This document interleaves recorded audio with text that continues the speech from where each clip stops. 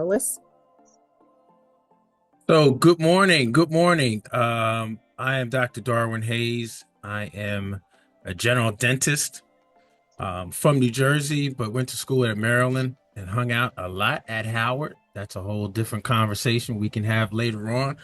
Uh, and I'm currently serving, I'm the former state dental director or dental director for the state of New Jersey, also residency program director in New York, Bronx, Lebanon, which was at the time the second largest GPR program in the country, and just finished up a role as a consulting uh, program director for a new hospital here in New Jersey who was looking to integrate oral health into the hospital system. So, welcome. Looking forward to talking to everyone.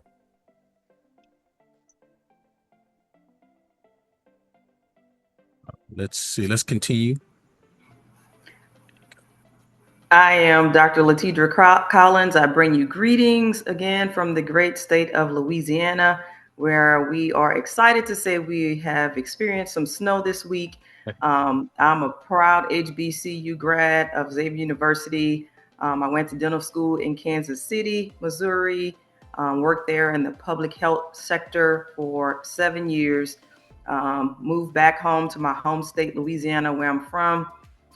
Been here now 9 years, still serving the underserved. However, working for a DSO called Benefice. We have 120 offices in 13 states. I currently serve as a state dental director here in Louisiana. And it's a pleasure to be with you again this year as I was last year. So I have experience in public health and again, corporate dentistry. I did a 1-year hospital residency. So ask questions, please.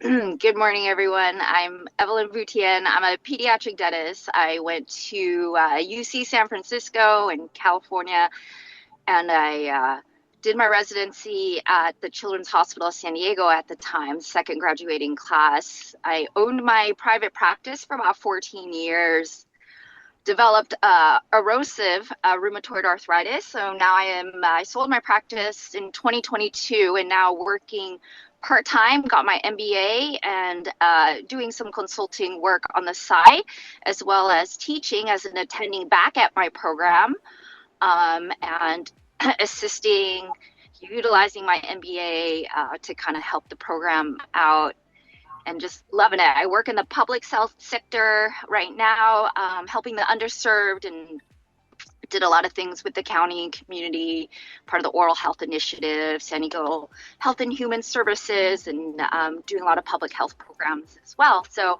looking forward to hearing all your questions. Awesome, awesome. So, I did see Dr. Grant Mills. Dr. Grant Mills, did you want to say anything before we get started? I just want to say it's great to see you all here. And on behalf of the College of Dentistry, thank you for taking time from your practice to engage our future practitioners. Every year, the presentations are just filled with great information, and just again, greatly appreciate the ADA and everyone who brings this session to the dental schools. Thank you so much, and looking forward to an engaging discussion. Awesome. Thank you, Dr. Grant Mills. So, just some housekeeping items. We want everyone to ask questions. All right. This is your time to be able to ask questions, have some engagement, and get some feedback. Typically, this type of engagement will cost you money after dental school. It will cost you money to be able to have a consultant to get feedback and to help you not only make some decisions, but also to help you advance your career. So this is your time. The school has spent some time to coordinate this and put this as part of your curriculum. So this is your time. So when people have questions, we want you to first introduce yourself, your name, what class, what D class you're in, D3 or 4, and start off your question with, my question is, and then give us your question. So that way we can stay focused on the question and have some interaction. That sound good? Head nods, thumbs up. All right, interact. And also keep in mind, there's no such thing as a dumb question. There's no such thing as a dumb question. All right. So all questions are open. As you have heard from us as panelists, very broad experiences from public health to private practice, many different states, different type of private practice modalities, whether it's owner based, whether it's DSO based, also in public health from several different states. And what that means is different types of experiences. All right. Different types of experiences. So, you all, as students, as colleagues, let's start off the questions. And if we can, if you do have a question, if we can't see you in the chat, please put your hand up. Use the features with the virtual room to put your hand up so that we can keep track as to is the order of those that are asking questions as well.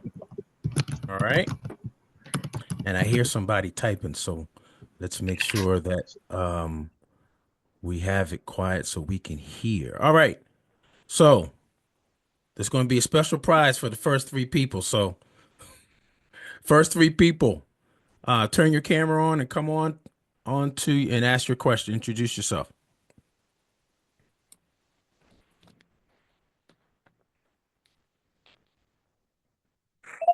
Hi, I have a question. My name is Cameron. I just came before and my Camry, question can you is, speak up a little bit? I can't. There you go. Yeah, is it come better? come to the mic a little bit. Yep, there you go. Okay, sorry, it's So my iPad, so it's a little funky.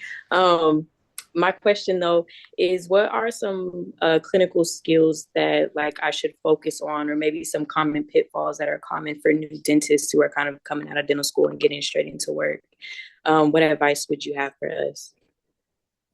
So let me just make sure we repeat the question. Your question is, what are some clinical skills you feel like you should concentrate on for that need new dentists should be concentrating on as you are getting ready to graduate and go into private practice? That sound about right? Yeah, or like some common like pitfalls or mistakes that are often made by like newer dentists. Well, that's a whole discussion in itself, but and I'm sure the panelists will agree. I'll start off, and then we'll just keep going through Dr. Collins and Dr. Vitin. I think I said that right. Clinical skills, root canals, root canals, and I'll say it again, root canals.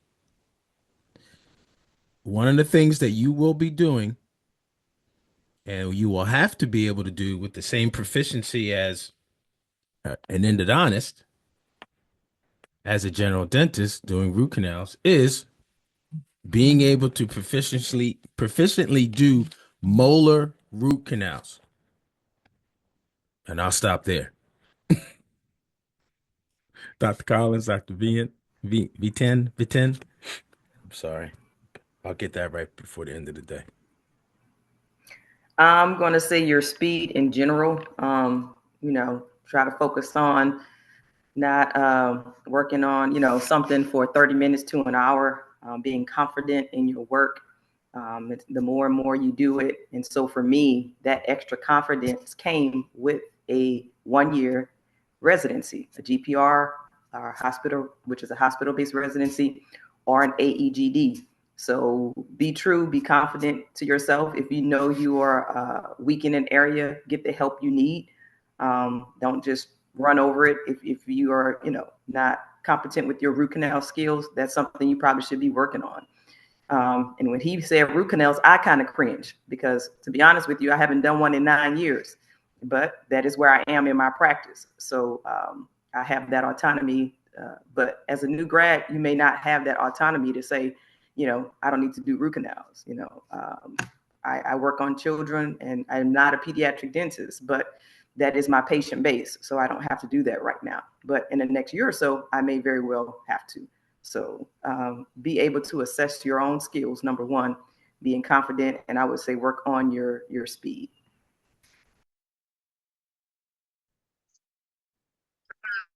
All right. Thank you for your question. And I am with a DSO. The more you can do in house, I work for DSO too. The more valuable you'll be. Also, it's good to get an orientation meeting if you are once you are hired to see what materials they use, to see how they operate, and shadow someone, find a mentor, and that's going to be pivotal in being successful and finding out what that practice is lacking so you can complement them. Does that help? Yes, and could you just kindly repeat the first part of your answer, because it was going in and out, and we're not able to hear you clearly. Yes, my apologies. I'll be at my destination in 5 minutes. But yes, it'll be good to find out what that office is not offering in terms of their procedures, what they're referring out as well. Maybe that general dentist loves to do root canals, which I doubt a lot of them will ask for you to do those procedures. And so finding out what that office is referring out will make you more valuable if you can study those procedures. And just to add to that,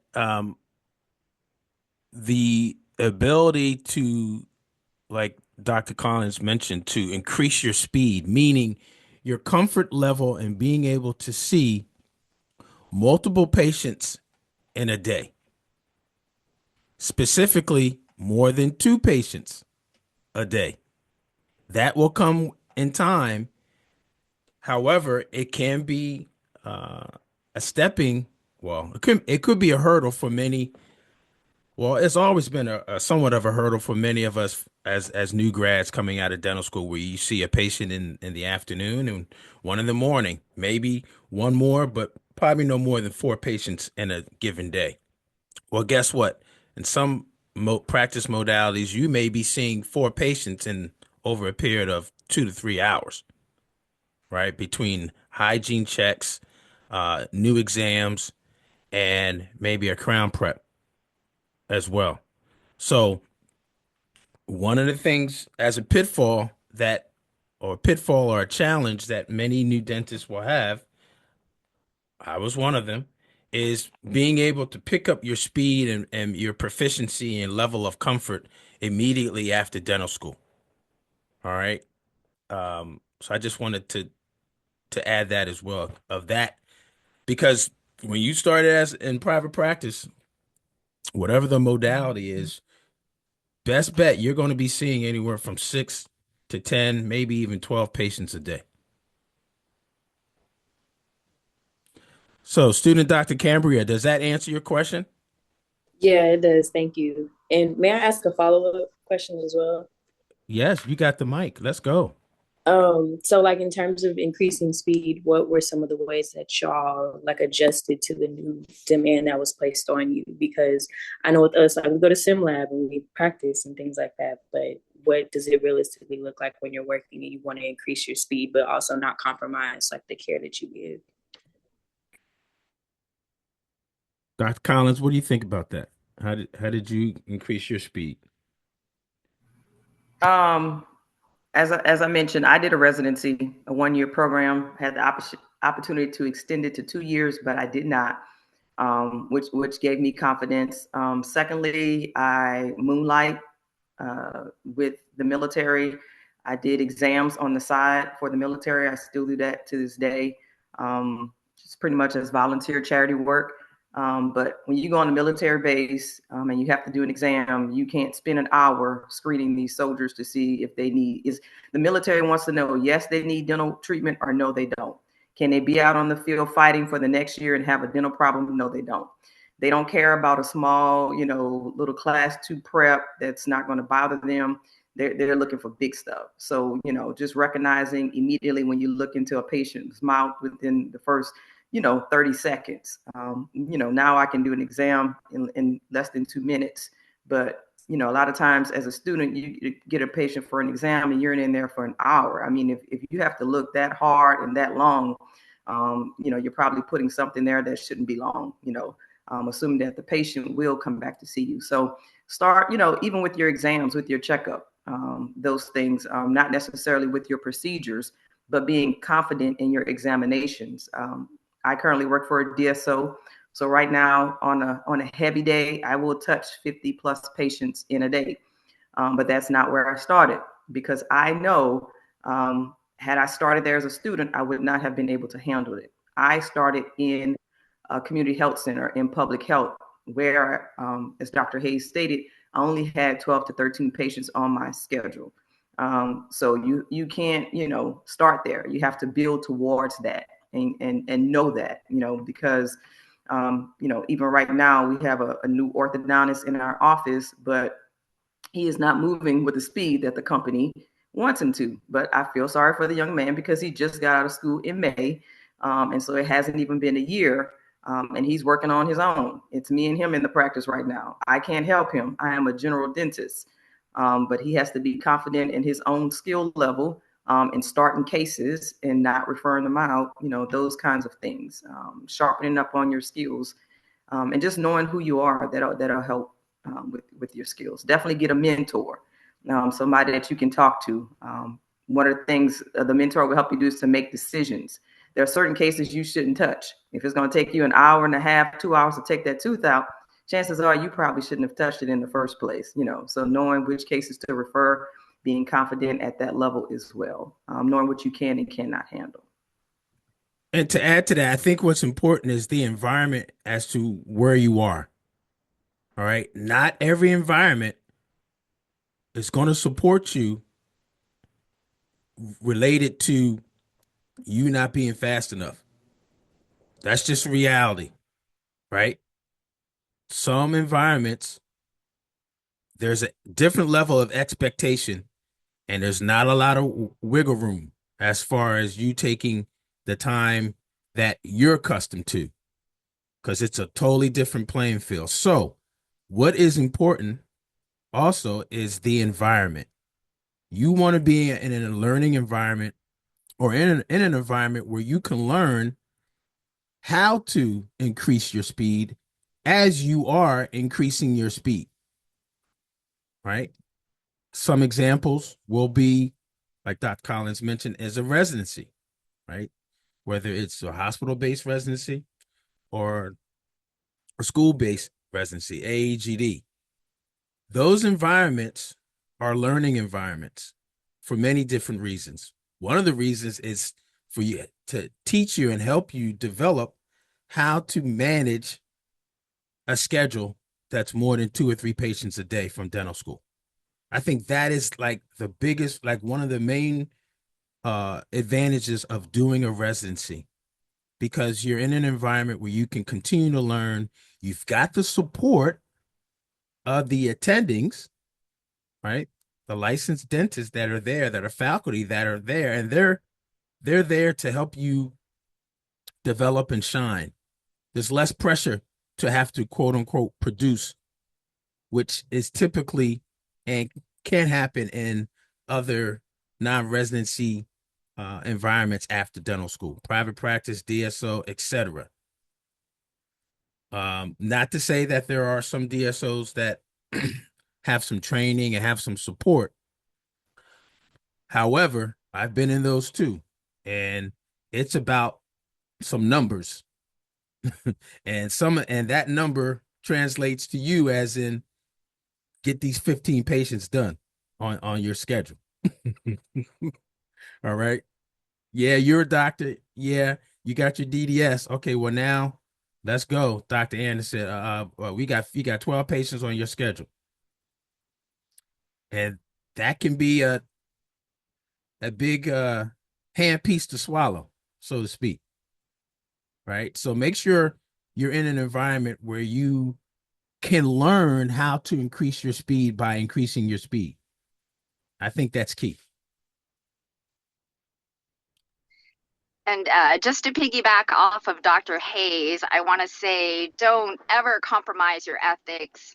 For those of you supporting yourself, coming out with $500,000 loans, there's going to be pressure to do some questionable things. And always, always stick to your ethics, because now with social media, anything you do, anything you're talked about stays forever in the web. And so there's no way to undo any harm or any unethical action. So just be careful, never compromise your ethics. Make sure that you would treat that patient like he or she were your own family, and focus on the patient, focus on their well-being, and you will be fine. I promise you. It's a very stable profession. Mm-hmm.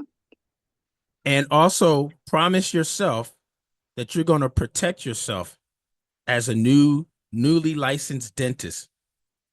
All right. Why? Because here's an acronym. IYL. IYL. It's your license. It's not the practice's license. It's not the other provider down the hall. It's not the owner's license. It's your license that you've worked 8+ years to get to. And now to be licensed, to have a credential to be a dentist, a doctor of dental surgery, it's your license. So the things you do is based off of your license. The things that you're being asked to do, it's your license. So yes, ethics is important, and also the protection of your credential, because it's your license and you must protect that. Great catch. Great questions. I see in the chat, Amari, I'm sorry. We're going to have to get you on screen if you can. Come on screen. Don't be shy now. Sorry, I'm a little under the weather.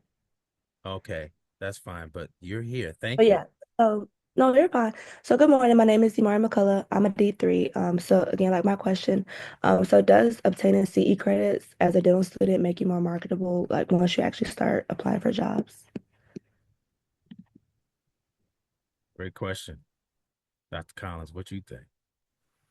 Marketable to who? If I'm going to say a DSO or public health, where I have practiced, I would say no. And what kind of CE are we talking about here? Did you attend the ADA meeting or NDA meeting, or are we talking about implant courses? What type of CE are we More talking? so something like implant courses, something along those lines. I would say, yeah, in a private practice setting, and if you're probably going to be placed in, yes. So again, it depends on the setting and where you're tending to go, who your market is, your audience per se. But a question that the office will ask you is, how many implants have you placed? How many implants have you restored? What system are you using? Are you using, are you restoring them, cementing the crowns, or are they screw retained? So CE is great. It depends, and like Dr. Collins said, it depends on what kind of CE is. Is it hands-on CE, or is it didactic lecture? At the end of the day, the office wants to know your experience. Dental school is CE. So it just depends on how you're able to document and demonstrate how you're using that CE in a clinical setting, right? Thank you. Great question. Feel better too. All right, Thanks. that's two. That's two so far. Come on. Who else? I see somebody I have else a in here. question. Yes. Good morning. My name is Kwadwo Brenya. I'm in D3. I'm in the International Dental Program. I'm asking a question specifically for the international students. So I noticed that this question follows Dr. Collins's presentation. I noticed that most of the loan repayment options are for those on federal student loans. There's some for private student loans. The second question is for those of us who are not American citizens, do you know of any opportunities for opportunities in ADA or NDA or anywhere that can help process citizenship when we start working? Thank you. I will answer your question regarding student loans. Yes, there are programs such as I mentioned, and this is my experience, there are states that have loan repayments. So you're dealing directly with the state of Louisiana, and if you have loans associated with dental schools, there are employers, even in private practice, DSO, that are offering student loan repayment now. So not just the federal government, such as the National Health Service Corps or federal qualified health centers, but yes, there are options if you don't have federal loans for private loans as well. And you said you're a D3, so hopefully you have an idea of what state you want to practice in. So I would start researching there. If you kind of have an idea what direction you want to go, start there, find a mentor, reach out to someone. And I'm available, even after this is over, you can reach out to me. My contact information, Alisa has that. And hopefully, if I didn't answer your question here, I can help you get it answered.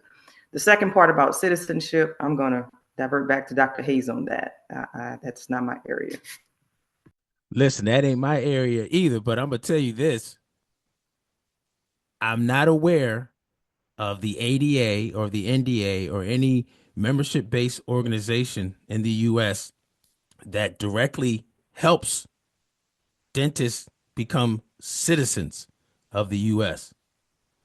Not aware of that. Now, what I am aware of, there are institutions and maybe organizations that may support individuals who are coming to the U.S. like yourself to train in the U.S., and they may sponsor you or assist in that type of sponsorship for your educational endeavors, and depending on your role at the organization as well.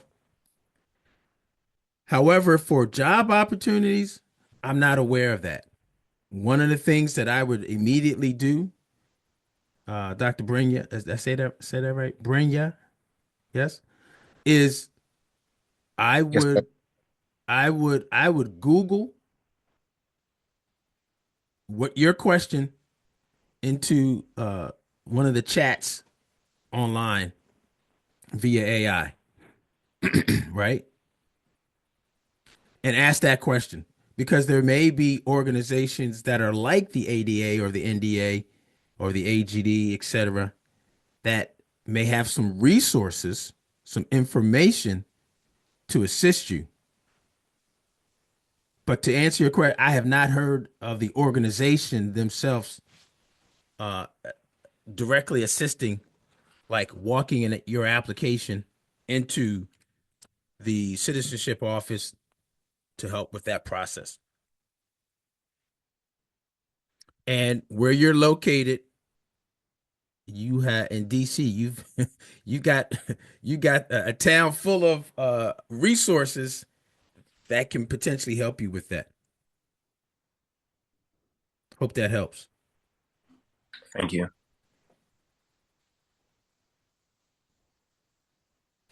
There is a question in the chat. I'm just going to read it because I just saw a pop up. Student Dr. Mia Wilburn. Hope you're feeling better. She's a D3 and she just lost her voice, so she's not able to be on sick and not able to get on camera. But her question is, and this is a good one for us. My question is, what are the opportunities available currently in public health? That's part A. Part B is, and what are the recommendations? What recommendations do you have for getting involved in this specialty? Who wants to take that one? Dr. Collins, you want to start? I'm gonna go back to Google. Hey, what state are you in? Public health. I was a National Health Service Corps recipient, not scholar. So, do you want to be an official public health officer, or do you just want to work in public health? Because there is a difference. And so, with that being said, would you like loan repayment? Because that opportunity is there. And that's pretty much all I have for that one. And I would just add to that first part of that question, of her questions, opportunities in public health. Well, you may want to first consider getting your master's in public health. And I can't remember if HU has a school of public health, but in the area where you are in DC, there's GW, there's Georgetown, and there may be some other institutions, and you may even consider doing it online, doing an executive MPH. So that's one way to start. Other opportunities as far as clinical opportunities and working in dental public health or in the public health setting are similar to some of our experiences working with the underserved in what we call FQHCs. FQHC stands for Federally Qualified Health Centers. I would get on Google and ask the question, what are the federally qualified health centers in my area, or qualified health centers that have dental services? I would start there. Third, as far as public health, and I'm speaking about it based on my most recent experience as state dental director for New Jersey, is that's a public health position and role. Then, depending on what state that you're interested in moving to or relocating to, you should research and see if they have an oral health program, a state oral health program, right? That's run either by the Department of Health, Department of Health and Human Services, or the state Office of Maternal Child Health. Lots of times there are opportunities for dentists related to oral health care for children and mothers as well. So those are places to look. Also, check your resources with the ADA, the NDA, and other membership-based organization. They also will have some resources related to the different specialties and disciplines within dentistry. Second part of the question. What do we have? What do we have as an answer for that? How do you get involved into that specialty? Do you mean, well, I assume in the specialty of dental public health. If I recall, there's an exam. You can get your doctorate in dental public health right after you get your master's, typically. And I think you can become board certified as well. So again, student Dr. Mia, you got some research to do from your fingertips to explore just based on the things that we've shared. Dr. Evelyn? Yeah, Dr. Evelyn. Yeah, thank you, Dr. Hayes. So just to follow up what you said, I got involved with the State Dental Society, did a lot of volunteer activities, give kids a smile, do a lot of work with the homeless, as well as in community clinics. And so once you build your resume, get yourself out there, get involved, you will be asked to serve those positions, and it'll naturally, organically form. And your love for the field will shine, and it'll be easier to apply to those positions once you're approached after just volunteering your time and just being in those areas. And then the jobs, when I first started when I first finished residency, I looked for community clinics. I applied online, and that's where I started. And then with the public health public health kind of resume, it helped me get some more public health roles in the county. So that helped as well.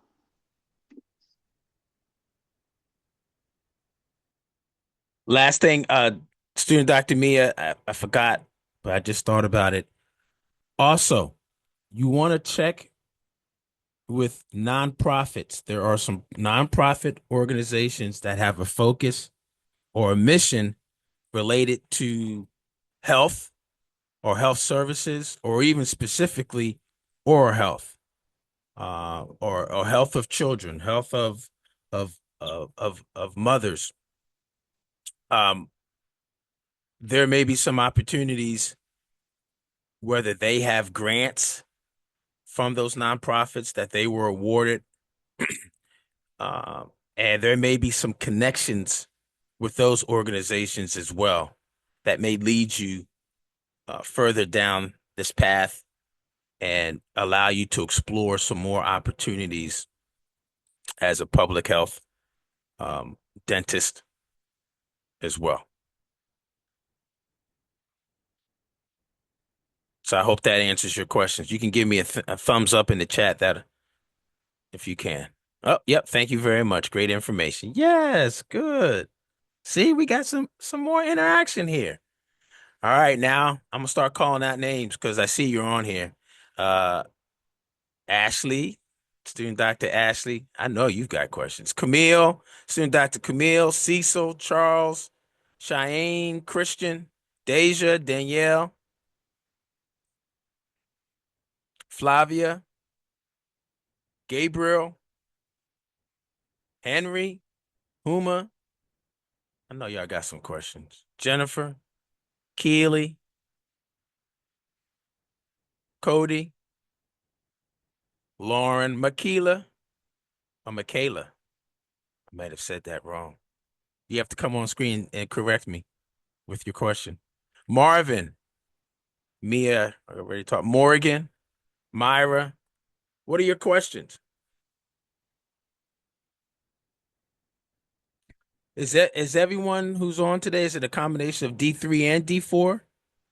Or is it D2? Yes, sir. It's a Yes, it is a combination of combination. Okay, good, good. I'll ask another question. Nobody's Yeah, come on. You're gonna get all the prizes today. Come on. Okay, so if you could like go back in time and give yourself like some financial advice for when you first graduated, what would that be? Ooh. Real quick. Do not worry about the student loan repayment when you first get out.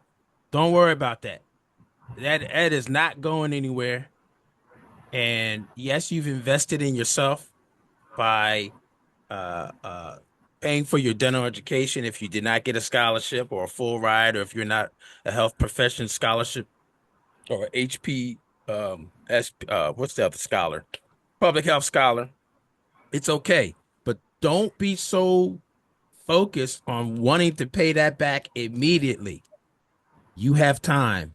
That investment will be well spent, and you've got to continue to maximize that investment, and you may have to invest some more, right? With CE, like you were talking about CE, to make yourself more marketable, but also to continue your learning, because unfortunately, all of the dental schools, Howard, Maryland, Harvard, UT, Houston, there's just not enough time to teach you everything you need to know to be a full-fledged, completely confident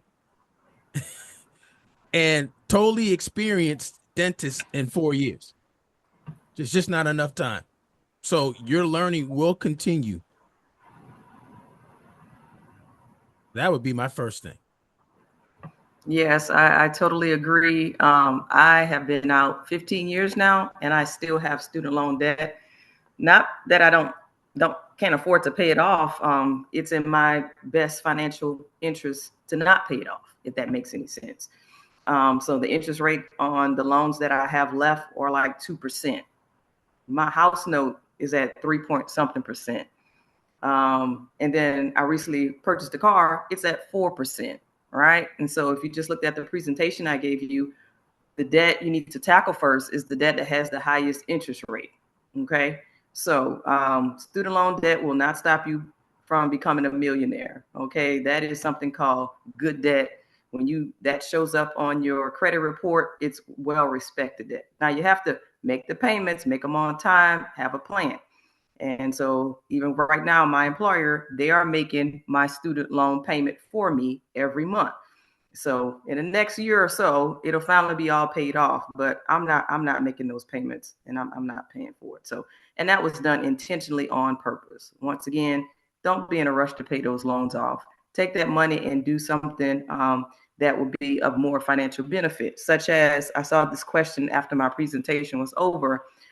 Someone asked how to use an asset as a house to pay student loans. Can it be done?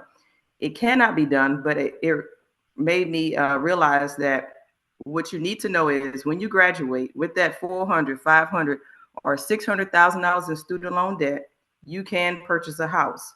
You can purchase a house under a program called the Doctor's Loan Program.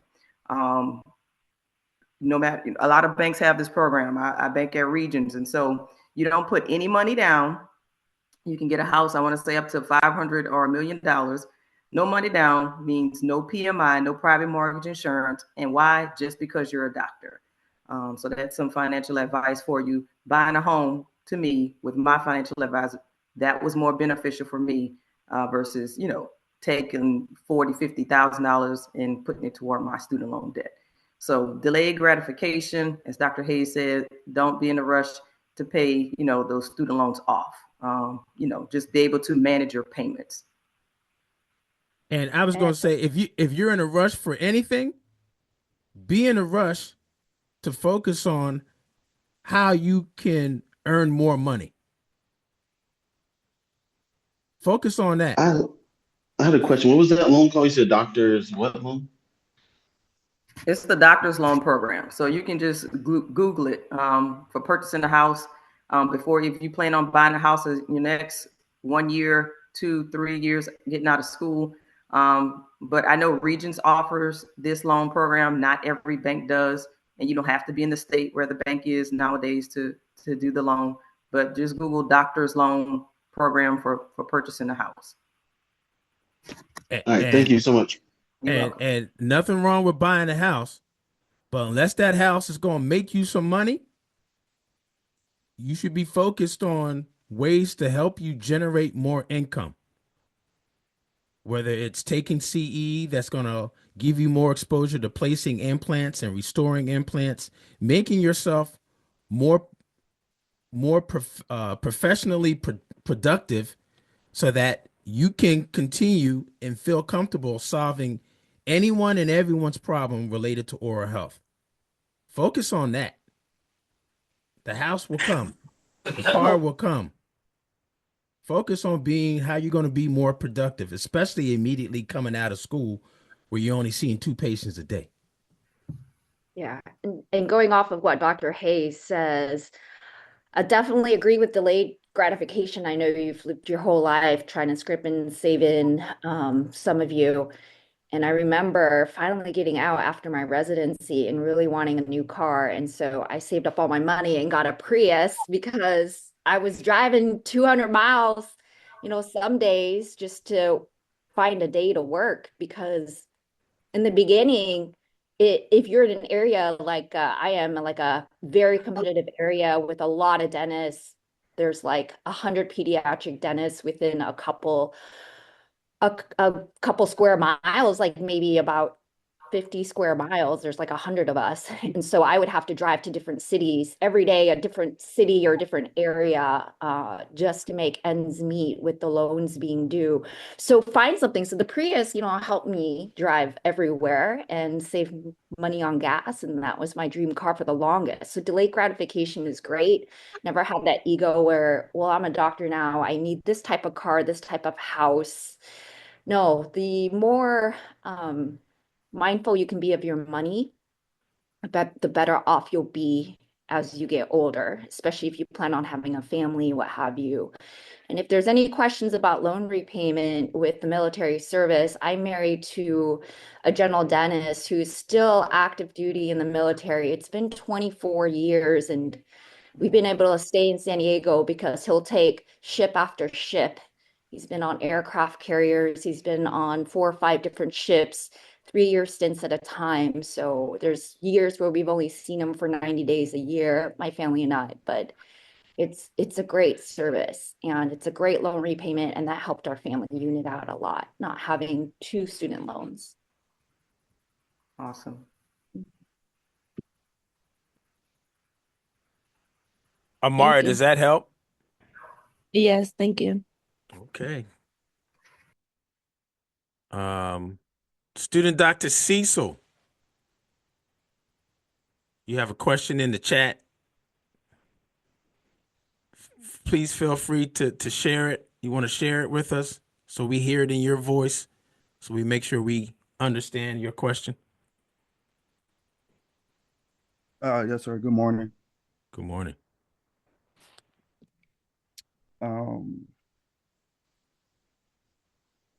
What's your question? So I'm just trying to I'm a D4 and I'm trying to decide which GPR program that I want to attend. I don't have any preferences as far as location, but I talking with my classmates, a lot of them have placed a premium on doing implants, and some programs you get to place implants, some programs you don't, you get to restore implants but not necessarily place them. So I was just wondering if the panel had any advice on for students who are trying to do AGD GPR programs and choosing the programs, and if maybe we were putting too much importance on programs that do where you do get to place implants. Okay, well, that's a lot, and I think we got it. So if you want to learn how to place implants, that's what you want. Period. I know you love your classmates, other people who have graduated, but you are not your classmates. You are not the students that just graduated last year either. You are you. So whatever your interests are is what you need to focus on. That's first and foremost. Second is, yes, you should if you're interested in implants, then you should continue learning how to place and restore them. And I'm going to tell you one thing. You're not going to learn everything in 1 year, whether it's an AGD program or GPR program. So, Dr. Hayes, what do you mean? Well, that means you're going to have to continue learning and continue placing and continue learning and continue placing. So, whether it's a program that places implants more than they restore or a program that restores more than they place, don't make a difference, because you're getting exposure, maybe even more exposure than what you're having right now. Also, keeping in mind that you will continue to learn after the residency. So go ahead and continue to look for programs, AGD, GPR, that have exposure in how to place, restore, manage implants.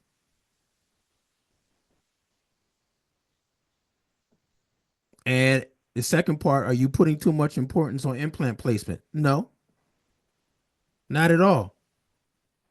And implant placement is so important that guess who's doing it besides the GPs? Periodontists. Guess who else is doing it?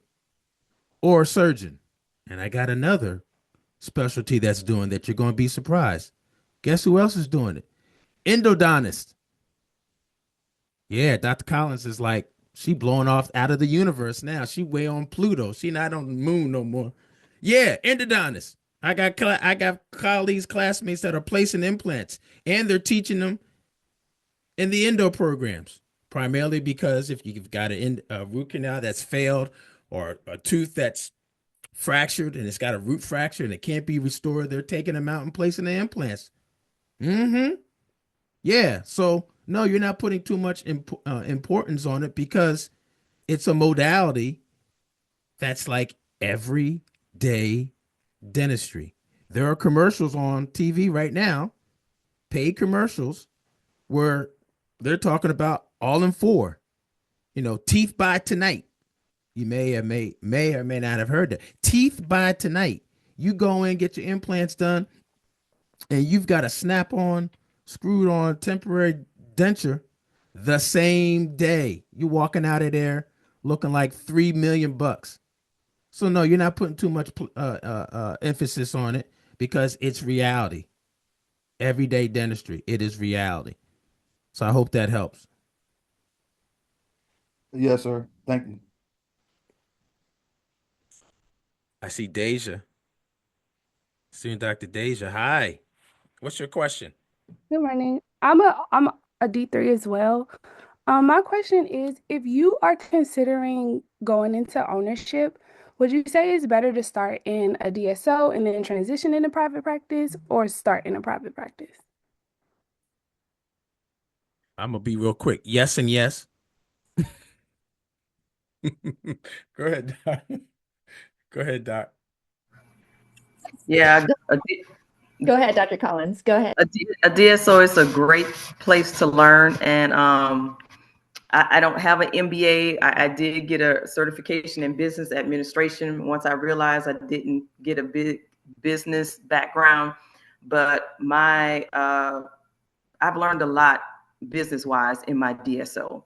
In Louisiana, a hurricane hit, and I didn't realize I would make money with just 2 chairs. Like your brain starts to work differently. So I've learned how to work smarter and not work harder. So if you don't have any experience, get some under your belt with a year or 2 contract with the DSO. Trust me, they are the experts at the business model, and then move on into private practice. So yeah, I agree with that. If you don't have a mentor. Yeah, I was going to say, definitely check out. I think I worked at 4 or 5 different offices, varying from small to large to DSO to public health before I opened up my own office. Private practice, I wanted a really small office, no more than like 3, 4 chairs, because I knew I had to balance a family with my husband being gone all the time in the military. So you have to look at what you want, and working at different offices and having different associateships will help you determine the kind of practice you want, as well as what you don't want. So when you start your practice, and if you like the thrill of seeing a lot of patients, but not wanting to focus on the marketing, the business aspect, those DSOs are just tuned in and help you run it. If you want to run your own show, now keep in mind, being a private practice owner, if you buy an existing practice, it will be 2/3 of average collections in the last few years. So if you're looking at $1 million practice, where are you going to get that $750,000 loan? It's going to be a lot, especially if you have loans on top of that, you're owing over 1.5. So you don't want to put yourself in the hole if you do not have the skill to maintain that type of practice. And if you think, oh, I will just work 2 days, have a family, and then have 3 other days that I will hire associates for. Guess what? Those associates can run you about 1,000, if not more, a day. Are you going to make enough in order to pay? And if you want to work in a public health setting, then you will have to see higher volume of patients, but it will be more rewarding in the long run, spiritually, and knowing that you're serving your community. So a good office is like a combo office that accepts from all walks of life. But I would say pick up your speed first, and before jumping out and purchasing a practice, you need to hone your skill. You need to hone your talent, and then go from there and figure out what you want. So private, DSO, public health, and Dr. Collins, being an owner, part owner, or owner of DSO, you can buy into it as a partner, correct? Is what I hear. And versus being a sole owner, I mean, I had to worry when the compressor blew and then my office flooded, or I worried about, employees suing out of grievances, or I had to worry when the public restroom flooded into my floor, or when all my pipes burned because someone didn't follow through with cleaning the lines of the system and poured straight bleach in the pipe. So those are the things you're gonna have to worry about as a sole business owner, and it's a lot of pressure. So I did that for 14, 15 years. Does that answer your question? Yes, thank you. And student Dr. Deja, keep in mind, you say you're D3? Yes. Okay, so 2026, you're going to get a DDS. DDS stands for Doctor of Dental Surgery. It is not a DDE. It is not a Doctor of Dental Entrepreneurship. It is not. It is not. You are a professional technician, surgeon. There's no B for business in any of that. So our pathways to practice management is a process. It is a process that's unfortunately, outside of your expertise, your training as a professional clinician surgeon. What does that mean? That means you've got to surround yourself in being environments over these next 2, 3, 4, 5 years where you can learn what it means to be an entrepreneur in dentistry, either as a practice owner of a solo practice or have a group practice. So make sure you surround yourself and connect with people who have either going through this process or have gone through the process so that you can model and duplicate those steps. Very, very key. And Dr. Evelyn also put in the chat if anyone has any further questions or planning on practicing in California to feel free to reach out to her. She put her email in the chat. And I would say the same for Dr. Collins and myself too. If you all have further questions, because I know we're getting close on time. If you have further questions and maybe even want to do a part 2, I don't know, maybe if Dr. Grant Mills can arrange a part 2, because I know there's some more questions. Because I already know there's some more questions. So maybe we can do that as well in the future. In the meantime, on the screen here, you see. So Dr. Hayes, can I interject? We probably have yes. We have an opportunity probably for one more question, and just wanted to put the QR code there. So we'll take that one question while this is up there, and then after that last question, if you all can just leave the student doctors with your last final thoughts. Awesome. So one more question. What do they call them? Any last wisdom or things you would like to leave them with?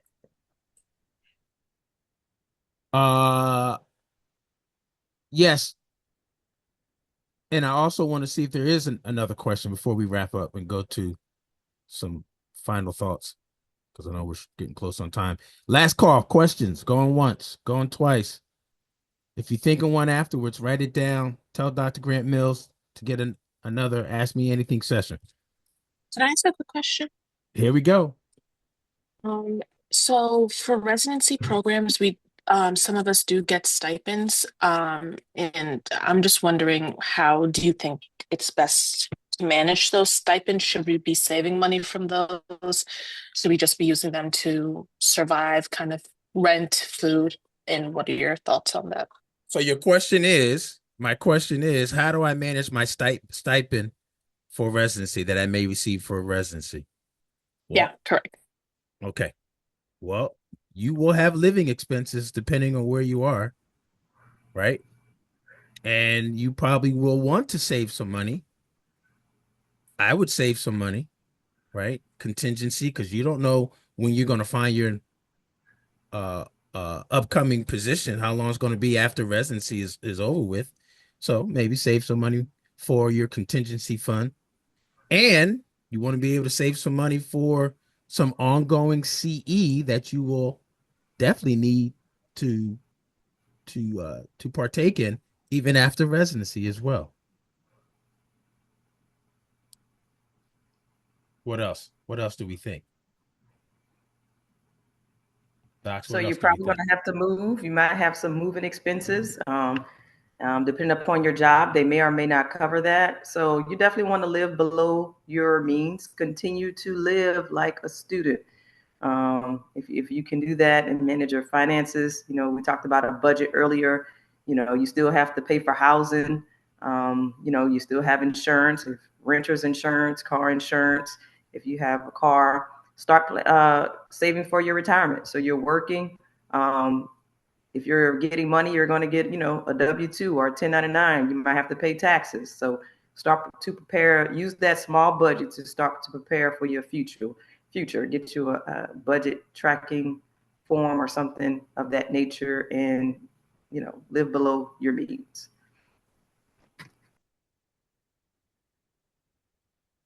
Yeah, I mean, just to piggyback off of what Dr. Collins, Dr. Hayes says, my residency, I think I paid, like when I broke it down to all the hours that I spent each day working as a resident, it might have been like $10 an hour. So you will have, being in California, I was like, oh man, I really don't have too much money left. But know that if you defer your loans, the interest will still compound and accrue, even if you don't pay it, it will accrue, and then you end up paying more in the end.